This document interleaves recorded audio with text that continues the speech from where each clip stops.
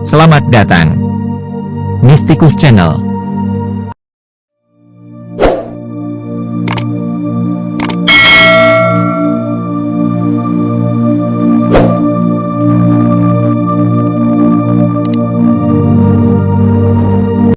Karena Sya'ban bulan sholawat, sangat benar ujar di dalam kitab dan suara buruk orang-orang yang diangkat menjadi wali di bulan Sya'ban, karena inya ma'amalakan memperbanyak sholawat bertanam di bulan Sya'ban, maka diberikan makam.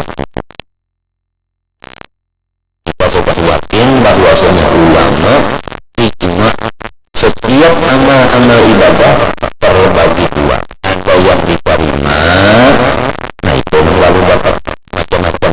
Ada yang ditolak, nah itu melalui terwujud awak berkata. Kecuali sholawat kepada junjungan kita Nabi Muhammad. Maka sholawat itu ijma ulama menyatakan bahwasanya tidak bisa ditolak Allah, pasti diterima Allah Ta'ala. Satu sholawat 10 rahmat bagi orang yang awam. Arti orang awam membaca dengan raga, baca sholawat, pikirannya kata lain, hatinya kata lain, duduknya jadi sambil duduk-duduk, bau kata ada kedua kata orang awam membaca sholawat satu dapat 10 rahmat. Kalau orang khawas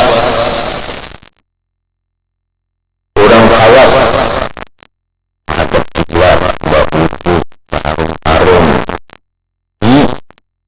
baca salawat menyatakan bahwasanya aku disuruh Allah lalu membaca, nah itu tadinya 10 lagi kan rahmat bapak kami. Orang khawas lain lagi kayak apa kita apa kita ini khawas kita nanti ingin membaca salawat itu caranya perhatian perasaannya kita, maka ada yang tahunya lagi akan rahmat Tuhan kepada salawat sebiji aja dimumpung orang-orang khawas atau Allah berdiri. Pokoknya seluruh salawat baik dari awam baik dari khas atau khas semua diterima, kekurangnya satu di bawah 10 rahmat. Ujar ulama barakahan tulis di kitab, ada usaha Tuhan memberi rahmat 10 sauting yang cukup bersuruh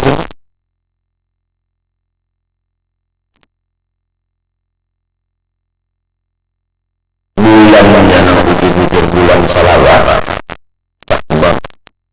banyak orang yang diberi makam yang tinggi di dalam bulan Sya'ban, karena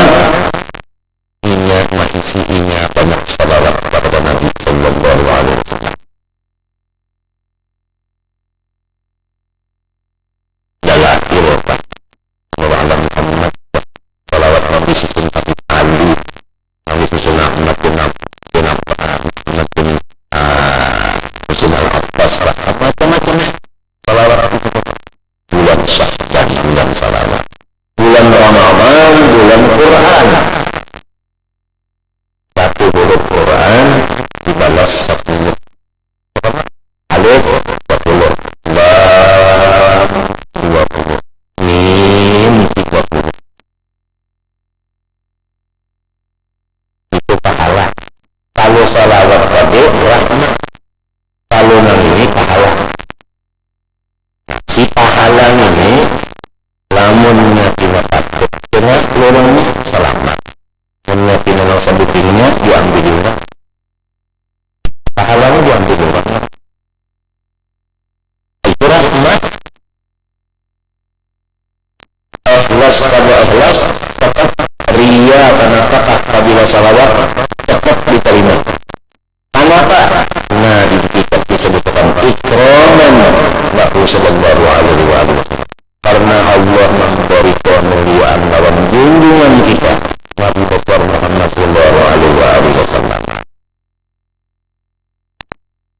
Nah tinggal lagi Ramadan tadi, pada beberapa lagi harinya, kalau Rajab menikah 2 hari aja lagi atau 3 hari, Sya'ban sebulanan 29 atau 30 Ramadan pun ya kita memohon lawan Allah sebagaimana Anak Habib Anis mendoakan sebelum berdoa, mudahan kita menemui Ramadan saban tahun 20.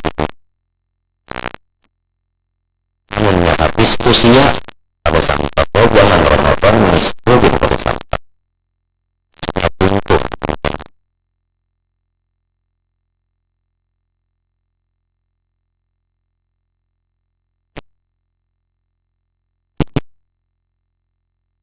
mudahan bulan Syakban hati mau membaca salawat. Mudahan bulan Ramadan. Syakban adalah salah satu bulan mulia yang terdapat dalam sunnah Nabi Muhammad Shallallahu Alaihi Wasallam.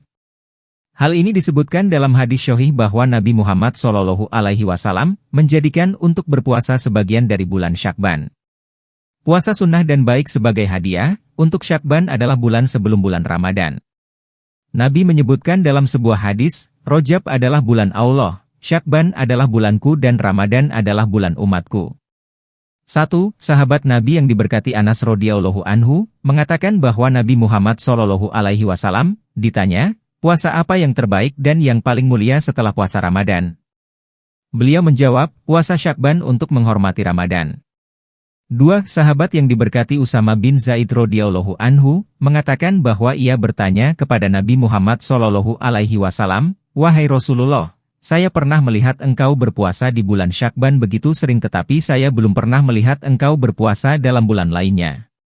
Nabi Muhammad Shallallahu Alaihi Wasallam menjawab, itu, Syakban, adalah bulan antara Rajab dan Ramadan yang diabaikan oleh banyak orang.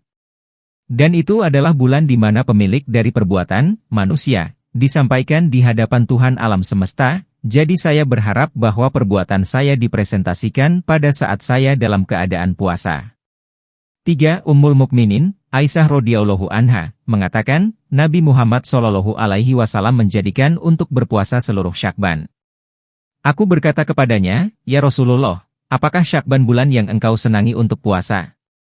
Beliau berkata, dalam bulan ini Allah mengatur daftar orang-orang yang meninggal tahun ini. Oleh karena itu, saya senang jika datang kematianku ketika aku dalam keadaan puasa. 4. Dalam hadis lain beliau mengatakan, Nabi Muhammad Shallallahu Alaihi Wasallam kadang-kadang berpuasa terus-menerus sampai kami pikir beliau tidak akan berhenti puasa, dan kadang-kadang beliau menghentikan puasa sampai kami pikir beliau tidak akan pernah puasa. Aku tidak pernah melihat Rasulullah Shallallahu Alaihi Wasallam puasa sebulan penuh, kecuali bulan Ramadan, dan aku belum pernah melihat beliau berpuasa dalam satu bulan lebih sering dibanding Syakban. 5. Dalam hadis lain beliau mengatakan, aku tidak pernah melihat Rasulullah Shallallahu Alaihi Wasallam puasa di bulan begitu sering seperti yang beliau lakukan di bulan Syakban. Beliau gunakan untuk berpuasa pada bulan itu hanya menyisakan beberapa hari, melainkan beliau gunakan untuk berpuasa hampir seluruh bulan. 6. Ummul Mukminin Ummu Salamah radhiyallahu anha mengatakan, saya belum pernah melihat Rasulullah berpuasa selama 2 bulan terus-menerus kecuali di bulan Syakban dan Ramadan. Pernyataan ini menunjukkan bahwa puasa di bulan Syakban, meskipun tidak wajib, begitu mulia bahwa Nabi Muhammad Shallallahu Alaihi Wasallam tidak ingin melewatkannya. Malam Baroah. Hal lain yang terdapat dari bulan Syakban adalah bahwa hal itu terdiri dari malam yang disebut di syariah sebagai Lailatul Baroah, malam kebebasan dari api. Ini adalah malam yang terjadi antara 14 dan tanggal 15 Syakban. Tradisi Nabi Muhammad Shallallahu Alaihi Wasallam membuktikan bahwa itu adalah malam yang mulia di mana orang-orang di bumi yang dirahmati Ilahi. Kami akan menyampaikan lebih banyak tentang malam yang diberkati ini secepatnya. Apa yang harus dilakukan di malam ini? Di malam suci 15 Syakban, setelah maghrib atau isyak adalah praktik sunnah untuk membaca surah Yasin 3 kali, dan setelah setiap kali, membaca doa khusus dengan niat sebagai berikut. 1. Dengan niat memperoleh umur panjang, umur dalam iman dan Islam. 2. Dengan niat memperoleh perlindungan dari bencana, baik bagi diri sendiri maupun bagi umat Nabi Muhammad Shallallahu Alaihi Wasallam. 3. Dengan niat agar memperoleh rezeki tanpa tergantung kepada orang lain, kecuali Allah. Hal ini sangat penting bahwa sama seperti orang lain memperhatikan malam ini, Anda perhatikan itu. Untuk membuat undangan untuk memberi makan orang-orang pada malam itu, untuk mengingat Allah Subhanahu wa Ta'ala dan mengingat Nabi-Nya Shallallahu Alaihi Wasallam, dan untuk berpuasa pada esok harinya dan berdoa malam, akan diberi imbalan untuk malam itu dan untuk siapapun yang memperhatikan itu. Dalam rangka untuk memperingati malam Baroah, orang harus tetap terjaga di tengah malam ini sebanyak yang ia bisa. Jika seseorang memiliki kesempatan yang lebih baik, dia harus menghabiskan sepanjang malam dalam ibadah dan doa. Namun, jika seseorang tidak dapat melakukannya untuk satu alasan atau lainnya, ia dapat memilih sebagian malam, sebaiknya dari paruh kedua untuk tujuan ini, dan harus melakukan tindakan-tindakan berikut ibadah. Adalah baik untuk menghabiskan malam itu berdoa, Sholatul Khair, 100 rakaat. Di setiap rakaat membaca surat Al-Fatihah dan 10 surat Ikhlas. Untuk melengkapi doa seseorang melafalkan surat Ikhlas 1000 kali. Malam Baroah adalah malam di mana berkat khusus diarahkan terhadap umat Islam.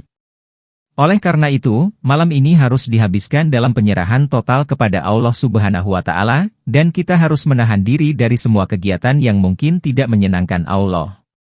Tanggal 15 Syakban. Pada malam Baroah, yaitu tanggal 15 Syakban, itu adalah sunat hukumnya, disarankan untuk mengamalkan. Nabi Muhammad SAW dikatakan telah merekomendasikan ini. Sebagian besar dari pendahulu, salaf, dari umat telah mengamati puasa tanggal 15 Syakban. Oleh karena itu, dianjurkan untuk berpuasa tanggal 15 Syakban sebagai anjuran. Satu juga dapat memakai celak pada hari ini dan diharapkan bahwa ia juga bisa mendapatkan keuntungan dari manfaat puasa ini. Bulan Syakban adalah bulannya Nabi SAW, sebagaimana sabda beliau, Rojabun syahrullah wa Syakbana syahri wa Ramadana syahru ummati. Rojab adalah bulannya Allah Subhanahu wa Ta'ala, dan Syakban adalah bulanku dan Ramadan adalah bulan umatku. Bulan ini adalah Syakban dan merupakan bulannya Nabi SAW. Sesungguhnya setiap malam dan siang di bulan ini merupakan malam yang suci dan hari yang suci. Di bulan ini, kami datang padamu ya Sayyidi, ya Rasulullah SAW. Meminta kepada beliau agar kita dibawa ke hadirat Allah Subhanahu wa Ta'ala, mengucapkan istighfar atas nama kita, memintakan ampunan bagi kita, karena kita adalah para pendosa. Jangan katakan bahwa kita adalah syekh, ulama, atau wali, setiap orang adalah pendosa. Kami datang kepadamu ya Rasulullah SAW. Kami memohon kepadamu, kami mengemis kepadamu agar kami bisa bersamamu di dunia dan akhirat. Al-Quran mengatakan bahwa, jika mereka menganiaya diri mereka sendiri lalu datang kepadamu agar memohonkan ampunan, tentulah mereka menjumpai bahwa Allah Subhanahu wa Ta'ala adalah Maha Penerima Tobat dan Maha Penyayang. Quran Surat An-Nisa ayat 64. Ketika seseorang melakukan suatu kesalahan, mereka menangis, air mata keluar dari matanya dan mereka menyesal, memohon ampun. Kita harus menangis. Ya Rasulullah SAW, engkau hadir di sini. Kita adalah pecundang, kita adalah para pendosa, menangislah. Menangislah, agar Nabi SAW melihat kita, agar Rasulullah SAW memohon ampunan bagi kita. Menangislah. Ini adalah saat pengampunan, dan tak datang setiap saat. Ampunilah kami, ya Sayyidi, ya Rasulullah SAW, ya rahmatan lil alamin. Suatu saat, seorang badui mendatangi Nabi SAW. Ia adalah orang yang sangat miskin, tidak mempunyai apa-apa, tidak mempunyai rumah, lantainya tanah, atapnya langit dan bantalnya batu. Ia datang kepada Nabi SAW dan berkata, Ya Rasulullah SAW, berikanlah aku sebuah nasihat. Lihatlah seseorang yang tidak mempunyai apa-apa datang kepada Rasulullah SAW untuk meminta nasihat. Allahu Akbar. Asholatu wassalamu alaika ya Rasulullah, ya Habibullah, ya Syafi'il Muslimin. Hadirkan Rasulullah SAW di dalam diri kita, panggil namanya dan mintalah ampunan. Wahai Muslim, berbahagialah. Kalian adalah al-haq. Kalian berada di jalur yang benar. Katakan kepada mereka, jika kalian sungguh mencintai Allah Subhanahu wa Ta'ala, ikutilah Muhammad SAW. Ya Rasulullah SAW, kami ingin mengikutimu, tetapi kami sangat lemah, tolonglah kami. Setiap orang di antara kita berusaha untuk membangun gedung-gedung tinggi, berusaha untuk memperoleh uang yang banyak, berusaha untuk mempunyai banyak mobil, berusaha untuk mendapatkan segala sesuatu yang menyenangkan bagi mereka dan anak-anaknya. Itulah definisi kebahagiaan bagi mereka. Orang Badui tadi, dia tidak mempunyai apa-apa, tetapi dia sangat bahagia. Apa gunanya rumah, apa manfaatnya kekayaan kalian, bila kalian tidak bahagia?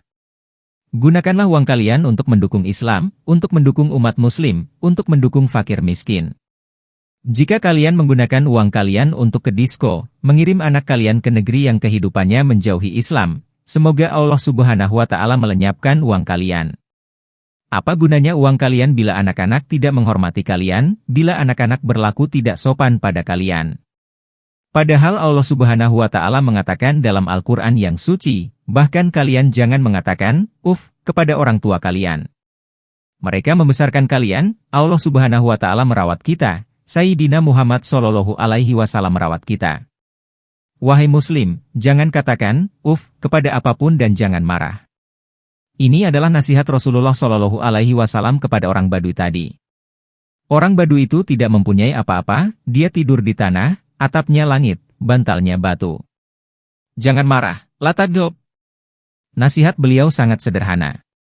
Nasihat Nabi Shallallahu Alaihi Wasallam kepada Badui itu hanya, jangan marah.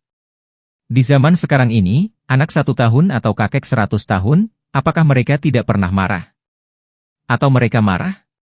Satu nasihat dari Nabi Shallallahu Alaihi Wasallam untuk seluruh umat adalah, jangan marah, la tagdob. Anak 1 tahun akan marah bila keinginannya tidak terpenuhi. Jangan marah, sebab kemarahan adalah induk dari semua karakter buruk. Jika kalian marah, kalian kehilangan iman kalian. Setiap orang sangat mudah untuk marah. Padahal umat terbaik adalah umat yang mendoakan agar para pemimpinnya menjadi saleh, dan tidak marah satu sama lain. Sekarang banyak pemimpin yang mudah marah, begitu pula masyarakat. Kita juga sulit untuk menerima nasihat. Seandainya para pemimpin dan rakyatnya tidak marah dan saling mendoakan, tentu negeri ini akan damai. Apakah kalian senang bila anak kalian dibunuh? Bila cucu kita dibunuh? Jika seseorang membunuh cucu kalian, apa yang kalian lakukan? Kalian akan marah. Dapatkah kalian bayangkan bagaimana orang-orang mencintai Rasulullah Shallallahu Alaihi Wasallam? Apakah kita mencintai Nabi Shallallahu Alaihi Wasallam? Apakah kita menangis bila mereka membunuh cucu Nabi Shallallahu Alaihi Wasallam? Bagaimana perasaan kita ketika mereka membunuh Sayyidina Hasan, Sayyidina Husain? Cucu Nabi Shallallahu Alaihi Wasallam dibunuh. Sayyidina Ali radhiyallahu anhu, Sayyidina Umar radhiyallahu anhu, Sayyidina Utsman radhiyallahu anhu dibunuh. Mereka adalah sahabat-sahabat Nabi Shallallahu Alaihi Wasallam. Mengapa kita tidak menyadarinya? Bila cucu kita sendiri yang dibunuh, pasti kita menangis. Apa artinya? Berarti kita tidak mencintai Nabi Shallallahu Alaihi Wasallam. Siapa yang membunuh Sayyidina Husain di Karbala? Yazid, putra Sayyidina Muawiyah yang masih tergolong sahabat Nabi Shallallahu Alaihi Wasallam. Karena apa? Mengapa dia membunuhnya? Karena marah. Dia tidak sadar bahwa itu adalah cucu Nabi Shallallahu Alaihi Wasallam. Oleh sebab itu Godop adalah biang keroknya. Dia adalah induk dari segala keburukan. Bagaimana gempa bumi terjadi? Jika seseorang menjumpai berbagai kesulitan di sekelilingnya, dia akan gemetar, atau menangis atau teriak. Ketika bumi melihat tirani manusia, bumi berdoa, "Ya Robbi, kami tidak tahan." Bumi berontak dan mengadu kepada Allah Subhanahu wa Ta'ala karena kejahilan manusia. Al-Quran mengatakan, sesungguhnya kami telah menawarkan amanat kepada langit, bumi dan gunung-gunung. Mereka semua enggan memikul amanat itu, karena khawatir akan mengkhianatinya, dan diembanlah amanat itu oleh manusia, sesungguhnya manusia itu amat zolim dan bodoh. Quran Surat Al-Ahzab ayat 72. Ya, kita memang bodoh, lalai. Di dalam bumi terdapat jasad para aulia Allah. Mereka bergerak menyaksikan kejahilan di muka bumi. Apakah kalian pernah melihat gempa bumi? Ya, apakah kalian pernah melihat gempa di surga? Tidak. Surga gempa ketika Sayyidina Husain dibunuh. Surga tidak tahan atas peristiwa itu, surga tidak bisa menerimanya dan surga menjadi musuh bagi pembunuhnya. Apa sebab semua itu? Sebabnya adalah karena marah. Jadi, jangan marah. Nasihat Nabi Shallallahu Alaihi Wasallam, jangan marah. Mengapa Allah Subhanahu wa Ta'ala memberikan wilayat, kewalian, kepada para wali? Karena mereka tidak pernah marah, tidak pernah keberatan, karena mereka selalu menerima apa yang digariskan oleh Allah Subhanahu wa Ta'ala. Tetapi yang lain, mereka mempunyai kemarahan dalam hatinya. Jika kita tidak marah, Allah Subhanahu wa Ta'ala akan mencintai kita. Allah Subhanahu wa Ta'ala akan membukakan apa yang tidak pernah diberikan kepada orang lain. Semoga Allah Subhanahu wa Ta'ala mengampuni kita. Jika Anda menyukai Mistikus Channel, silahkan like, komen, share, subscribe, dan nyalakan tanda lonceng untuk mengikuti update terbaru. Terima kasih.